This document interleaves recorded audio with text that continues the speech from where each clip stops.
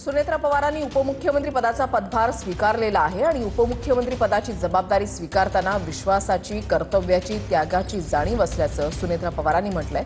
दादांनी विकासासाठी जो ध्यास घेतला तोच माझ्यासाठी मार्गदर्शक दीपस्तंभ असल्याचं सुनेत्रा पवारांनी म्हटलेलं आहे आणि अजितदादांची जागा कुणीच घेऊ शकत नाही।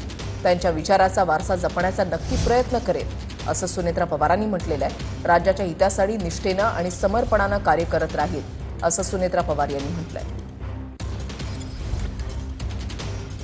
उपमुख्यमंत्रीपदाचा पदभार स्वीकारल्यानंतर सुनेत्रा पवार यांनी ट्विट केलेलं आहे। त्यांनी असं म्हटलंय, उपमुख्यमंत्री पदाची जबाबदारी स्वीकारताना विश्वासाची, कर्तव्याची आणि त्यागाची जाणीव आहे।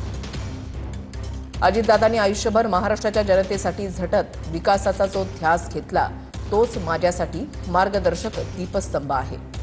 दादांची जागा कोणीच घेऊ शकत नाही, पण त्यांच्या विचारांचा वारसा जपण्याचा आणि अधिक सक्षम महाराष्ट्र घडवण्याचा प्रामाणिक प्रयत्न करेल।